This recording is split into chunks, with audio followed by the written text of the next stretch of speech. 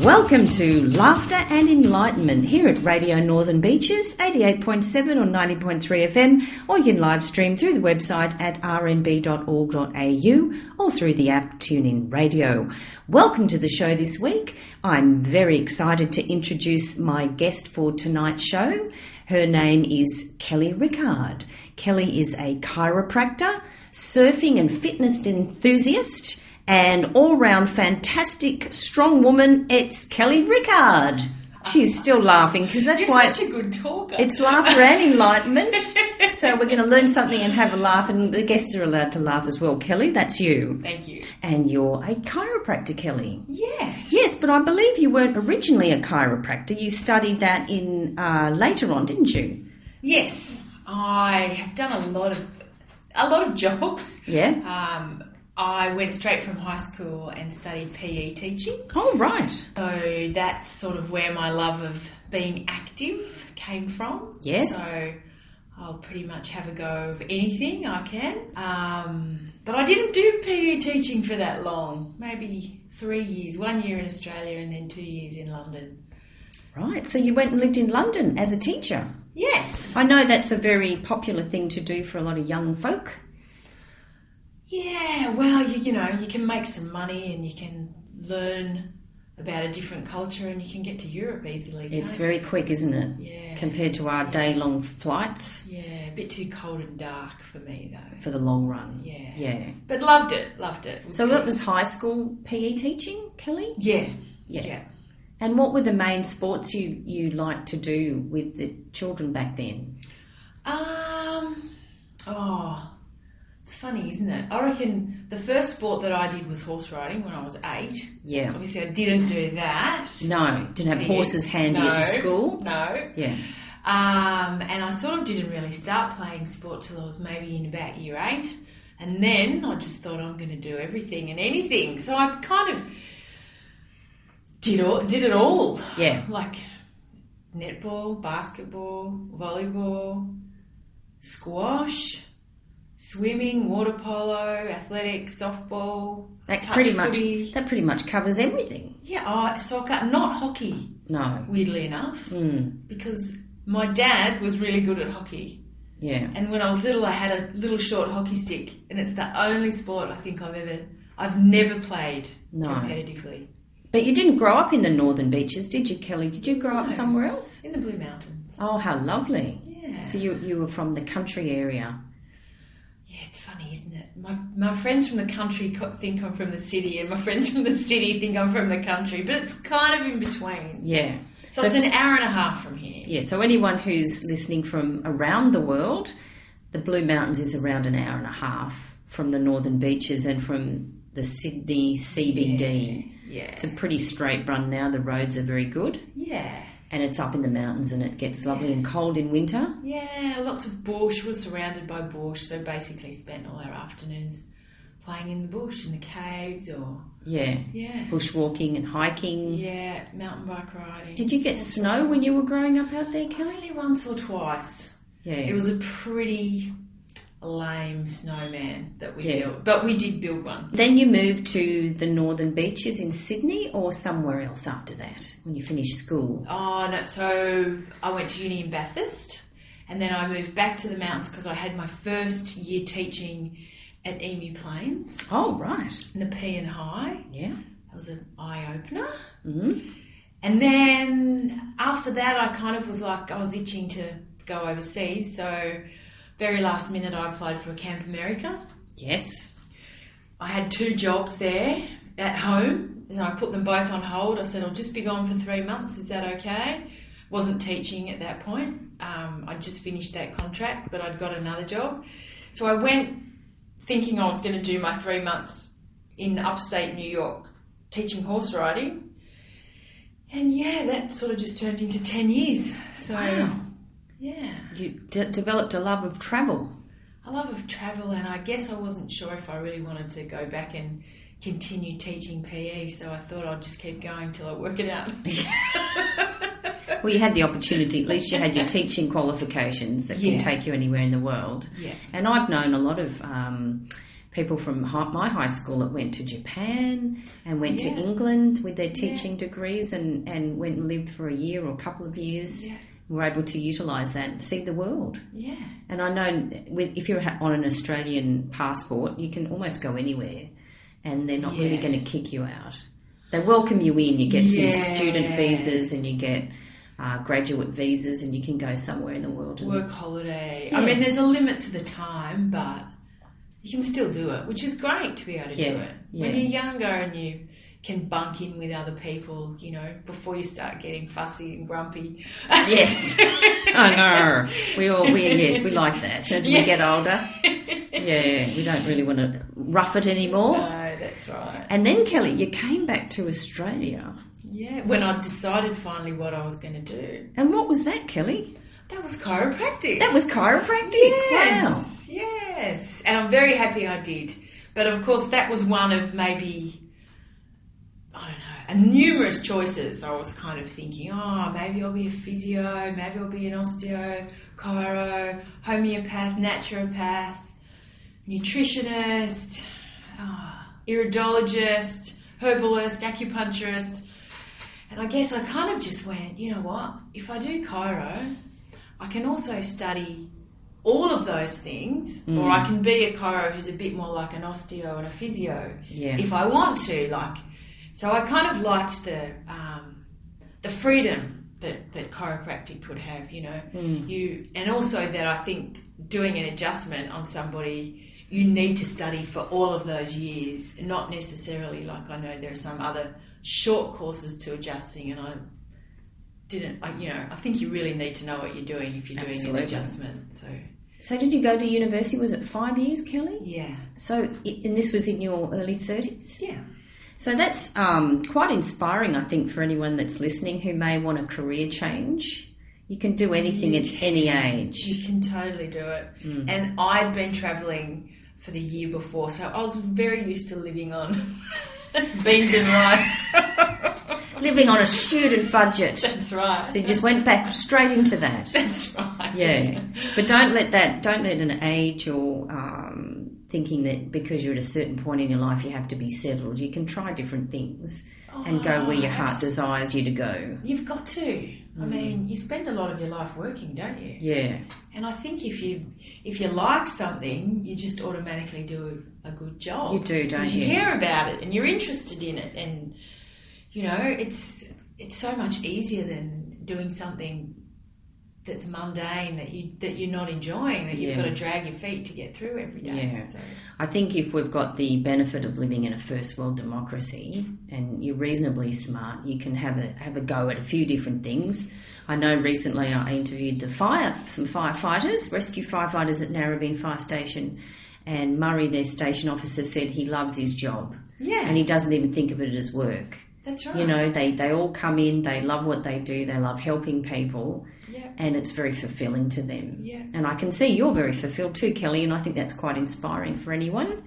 Kelli, so you've got your own business at Balgowlah at the Bodymind Wellness Centre at the Northern Beaches. Yes. And you love going to work, and I think it's a very important lesson, particularly for women going back into the workforce perhaps, or anyone that's a young student or someone that finds they're not very fulfilled with their job. Take a leaf out of Kelli's book and don't think that it's all over. Go and try something else. Yeah. And you can enjoy yourself and be fulfilled with what you do. Kelli, have you got any favourite songs you'd like to play tonight on Laughter and Enlightenment? Have you got a special song you like? I'll tell you, there's a song by Bob Marley. Bob Marley? Natural Mystic. Okay. Have you heard it? It's wonderful, yeah. Yeah, a lot of people don't. They all know that other album that we've heard and heard and heard, but I really like Natural Mystic. Yeah. So that used to be for many, many years. It was probably, I reckon I picked it up from somewhere that I'd travelled in Central America, and I just would play that CD every morning for a number of years when I got back, reminding me of the Central wonderful America. Trip. Yeah. So times in our lives when we hear music that's important to us, it has a lovely memory. It can trigger that with a particular song or piece of music. Yeah. It's a wonderful resource, isn't it? Yeah. So let's have Bob Marley with Natural Mystic. Yeah. And that was Bob Marley with Natural Mystic. And Kelli, do you have any other favourite songs? Look, there's another Brazilian band called Delata. Yeah. And it's the song's called Chorus, I think.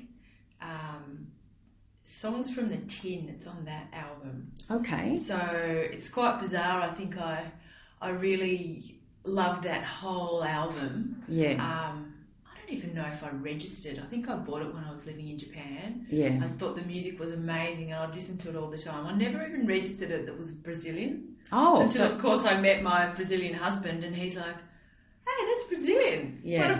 One of my favourite CDs was this Brazilian band. Oh. So now it was quite good. He really liked it as well. So. Oh, that's good. And so it doesn't sound like traditional Brazilian music? Because, traditional Brazilian music has a certain sound to it. Look, maybe it does a little bit. Yeah. But I guess I couldn't pick. Was it Spanish or Portuguese or South American or Mexican? I wasn't sure. And how interesting it led you on an interest in Brazilian things that when you met your husband you went, oh yes, thank you very much. That's right. This is what I was looking for, really. Yeah. Now what was that called again, Kelli? So it's called Delata, Dalata. Yes. And the album is Songs from the Tin. Yeah. And it's a song called Chores, Chores. What music did you listen to when you were growing up in the Blue Mountains, when you were a young teen? Did you have any favourite bands then? Culture Club. Culture Club. Oh, yes. Everyone liked that. That's a fun one. That's it. Yeah, okay. Well, we might put on a Culture Club song for Kelli. Moving to Sydney and the Northern Beaches from the Blue Mountains, what was your favourite Culture Club song growing up? Oh, I haven't thought about it for a while. No. Takes you back, doesn't it? Yeah, you pick one for me. All right. Well, we'll put on a Culture Club song now for Kelli Rickard. Yeah. And the other thing about you, Kelli, is you're a very keen surfer. I'm very keen. Very keen. I'm not very good, but I'm very keen. Well, that's all right. You don't have to be perfect. No, that's right. It's, I enjoy it. Yes. So, you've got to be doing things. I enjoy my work. I enjoy surfing. And you keep fit and well. Yeah. And where are some of the places in the world that you've been surfing to, Kelli? Well, it's a fairly new venture for me. So it's mostly been Bali and Indonesia. Yeah. And maybe different areas in New South Wales. But I've had a lot of help from a girl called G, who's got Chick Surf School. Okay. On beaches. Yeah. And she's a little pocket rocket, but she's a great surfer and was a really good snowboarder. But now she's just really good. She's encouraging girls to get out and surf, and sometimes it's quite intimidating to get out there when there's a lot of people that surf on the northern beaches, mostly guys that are really good surfers. And you feel like a bit of a numpty going out there trying to learn and getting all smashed. Whereas she goes out there and she goes, don't worry about it. Yeah. She'll find you a space and help you feel confident having a go. So with that surfing school, you can go and do classes or group classes or one-on-one? Yeah, one-on-one. Sort of surf coaching? Yeah, one-on-one surf coaching, or it might be a group if a small group. I think a lot of the groups are like maybe 3 or 4, 2, 3 or 4. Yeah. Not any really big groups. And then she'll have like mother-daughter classes, father-daughter classes, and then school holiday programs, and then like Sunday surf sessions where everyone can go, and she's just there kind of giving everybody general tips. So there's lots of, and then she has trips away for the weekend, which are really cool. Yeah, so you can get to know a few like-minded people and feel sort of supported and helped along your fitness and your surfing life. That's right. And with that, Kelli, does she take groups of women away surfing so you can go away on a tour? And if you're a woman on your own, it's quite a safe thing to do, isn't it?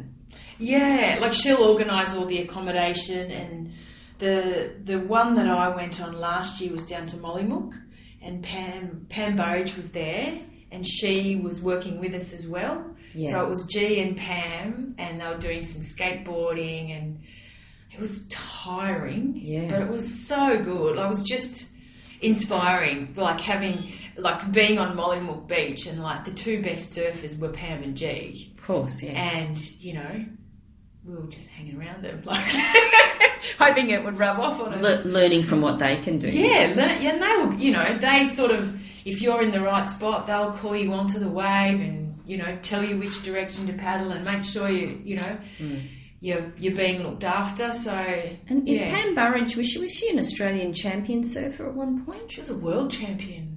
Yeah. Was it 80? I don't know, sorry. Maybe 89 or Is she 90? from the Northern Beaches? She was. Yeah, Pam Burridge. Yeah. We'll have another famous surfer in the Northern Beaches, Lane Beachley. I know. Some very inspiring women. Also very friendly and encouraging if you see her out there. Yeah. Yeah. And with surfing, knowing your chiropractic and posture, do you do some stretching and some warm-up before you go out on a surfboard? At whatever level you're at? Yes, whether you're, you know, pro level or learning or moderately good at it?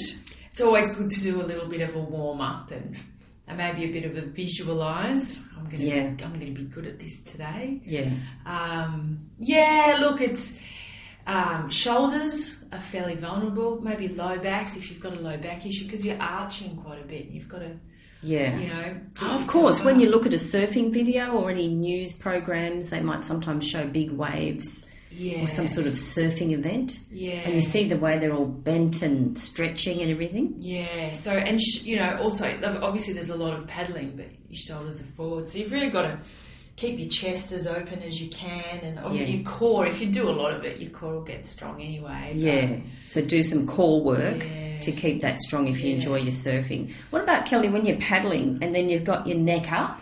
Yeah. Does that strain your neck, or are you just doing it in a relaxed way so it doesn't strain your neck? Well, you know, you're kind of going up and your neck's up. For the listeners, you can't see what I'm doing. I'm trying to demonstrate to Kelli what I mean, and she was a bit puzzled at first, but what you do is you're kind of paddling and your neck's up, and I just wonder if that's a strain on your neck, if there's a particular healthier technique to paddling. Well, I guess it's good if you can get your chest a little bit higher off the board, and then that means you don't have to be, extending your neck as much. But, well, I guess when you get better, you probably don't have to paddle quite so much. So. Yeah, that's it. You can just go straight onto a wave and you can. Go that's in and out. Right. You can read where you should be, and you know when to paddle out, and you go in and out with tides and the waves going in and out. Yeah, there's quite an art to it, really.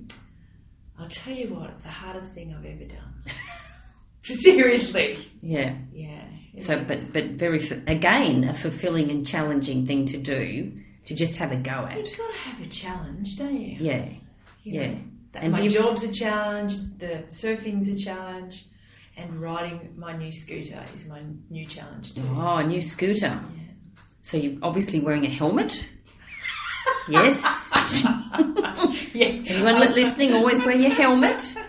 I won't be one of the people wearing my bikini. No, we'll save that for parts of Europe around their Mediterranean areas where they're a little bit lackadaisical with safety. I'm not that I'm not that confident with these new endeavours. Yes, but you're trying, and that's the main thing. That's what's inspiring. You have a go. And then you feel quite, satisfied and proud of yourself when you accomplish something. Yeah. I think to celebrate Kelli's love of surfing and her surfing trips overseas and around the coast of Australia, we might put on a surfing type song. Okay. What about a surfing song? What about a Beach Boys song or something fun? Can you think of something fun, Kelli, that might... A surfing kind of song? Yes. Well, I kind of quite like Pete Murray. A Pete Murray song? Yeah. Do you have a particular one?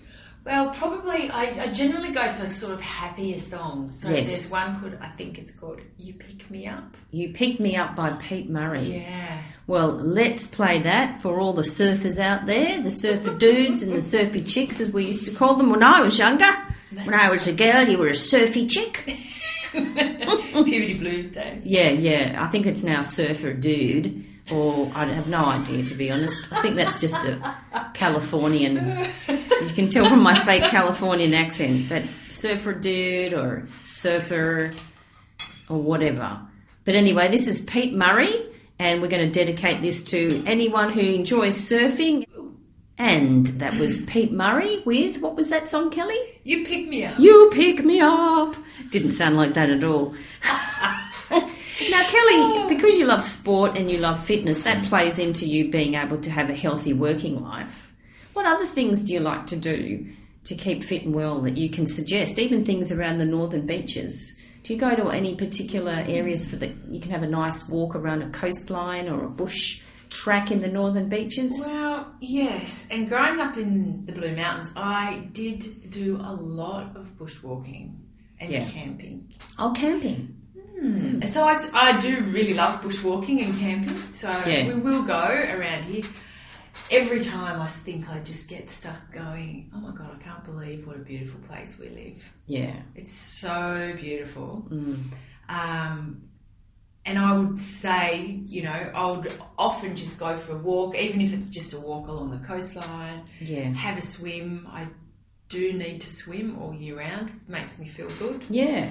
Gets rid of all the bad energy, doesn't it? It does. I know that the salt water has a lot of healthy properties, negative ions, and the sea spray and earthing yourself with the sand and walking with bare feet is very healthy. Yeah. And you're buoyant, aren't you? So it's almost like you're suspended in the water, and it's very relaxing. Amazing. And I know I read a study that said that your brainwaves start to mimic the water and the tidal going in and out of the waves.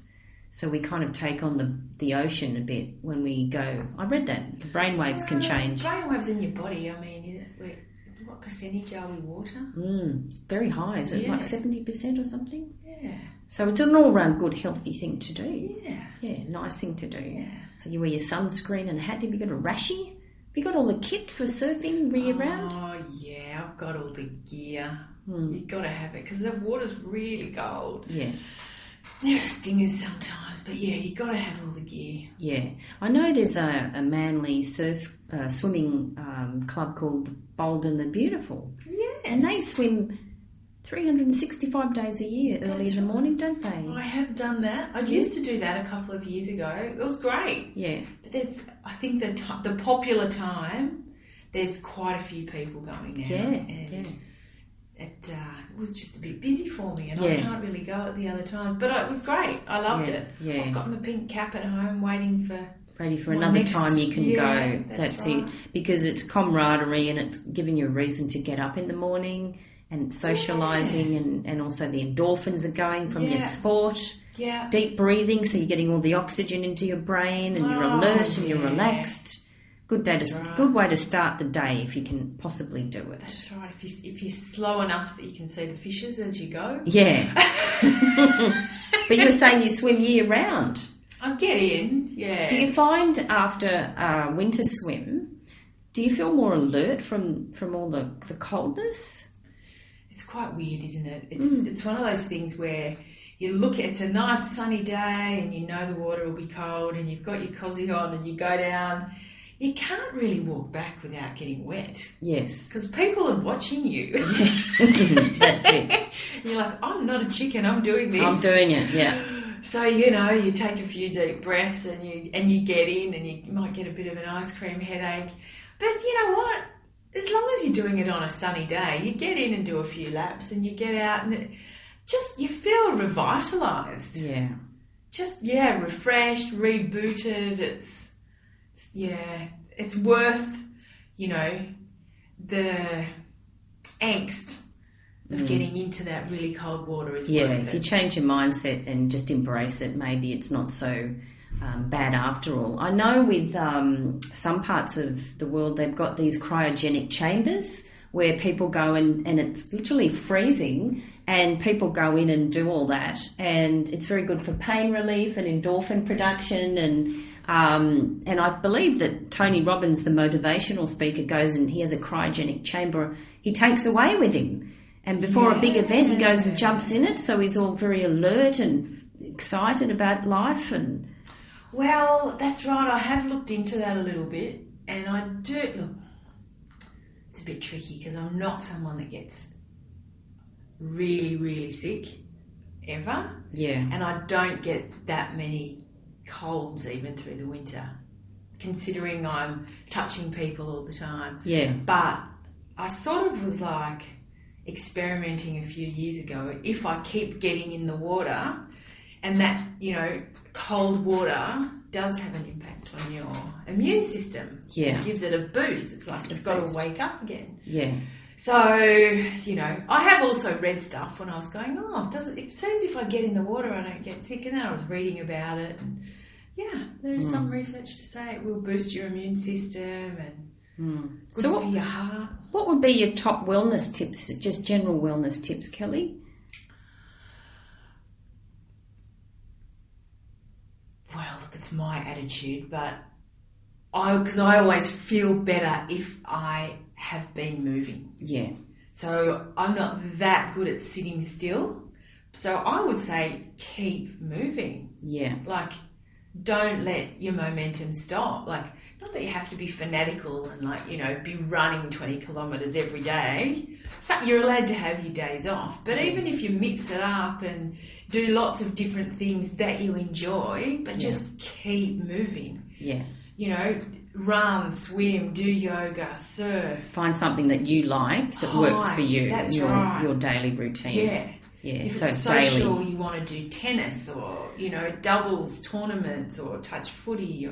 There's so much stuff out there that you can do. But I sort of, you know, from seeing patients, once people stop, and so this is what happens when you get old, isn't it? Yeah. You have an injury, an old person might have a fall and has an injury and they have to stop, and they sort of deteriorate after that. That's right. They can't get out and about. Yeah, that's it. So everything sort of stops, and then another thing goes wrong, and another, and it's just like, you know, you don't have to be pushing hard, but I think you've really just keep going. Like, you always feel better when you do, don't you? Yeah. So keep flexible, keep aerobically well, and keep your strength up. So it's all different. It's a balance of flexibility and strength. Yeah. But, I mean, just circulate the blood. That's right. Keep everything going. Keep going. Yeah. And do you recommend or suggest any people look up supplements, things obviously under a doctor or integrated medical doctor's advice or a naturopath, but they're general things that you take, Kelli, that help you keep well?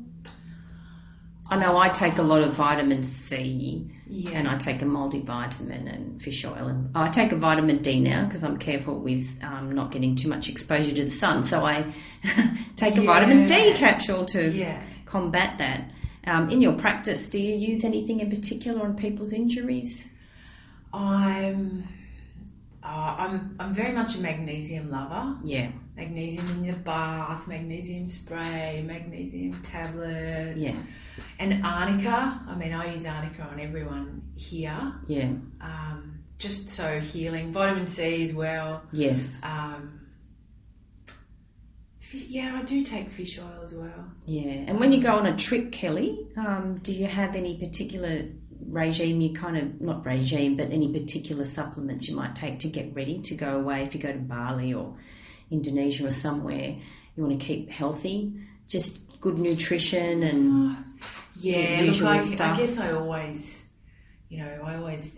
eat. I love the Indonesian food, all the vegetables, and it's also fresh. Yeah. So I have a lot, like, really good food. But I mean, I'll take magnesium because it just helps you recover quicker after all the paddling that I have to do. Yeah.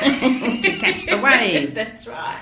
And also to de-stress, Kelli, what do you recommend for people to de-stress? I know exercise is very good for that.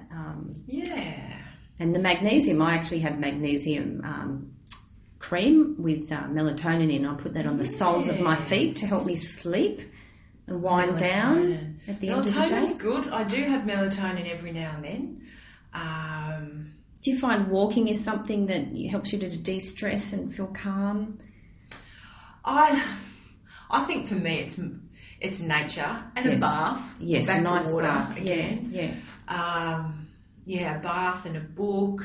I do like a walk in nature. Anything, either if it's, you know, if I can get in and have a swim, great. If it's sitting in the sun reading a book, or if I'm walking in the bush, all of it sort of seems to just take all the stress away from me. Yeah, and sleeping well is important? Yeah, I am a pretty good sleeper. Yeah, but sleep, very important. Yeah. I've got to go to bed earlier. And finding fulfilling work and enjoyable exercise, good nutrition, and trips overseas every now and again like Kelli does. Always something to look forward to. Always have, that's a very good philosophy, always have something to look forward to. Yeah. And surround yourself with good, positive people. Oh, that's very important. Yes, well, Kelli's a very positive person. We might play another song to celebrate. Kelli, have you got a favourite song, another favourite song, or an Australian artist you might like, or something uplifting you enjoy? Well, I guess one of my favourite songs is Happy. Happy by Pharrell Williams. Yeah. I think so. That's one of everyone's. So It's let's one play of those. that right Let's now. play that one. Let's get everyone up and dancing. This is Pharrell Williams with Happy.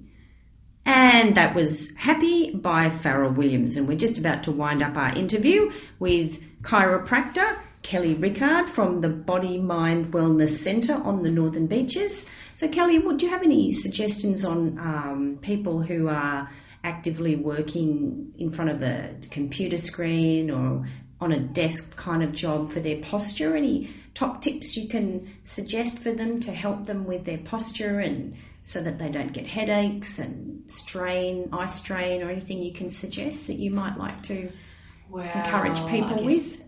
If it's at all possible, it would be good to get a stand-up desk.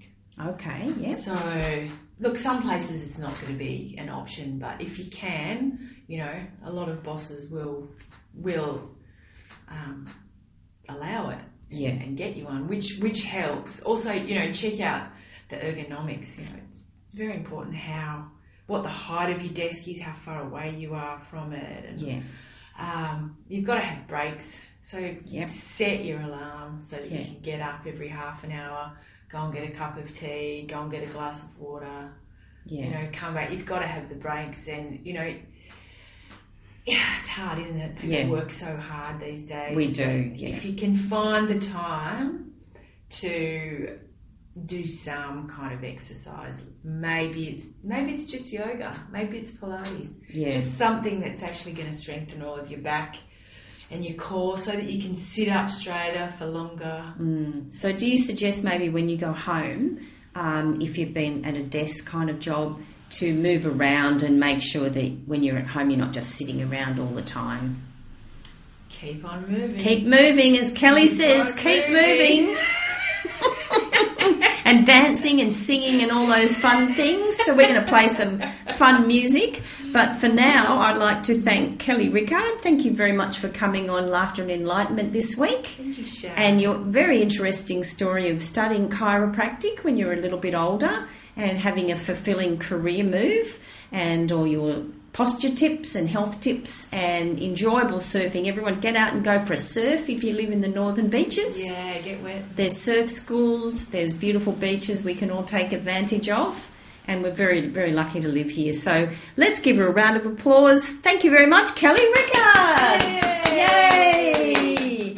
And Laughter and Enlightenment will be back next Thursday, 6 to 7 p.m, here at Radio Northern Beaches, 88.7 or 90.3 FM, or you can live stream through the website at rnb.org.au or through the app TuneIn Radio. And until next week, this is Sharon Gambrill saying have a happy, healthy and laughing week.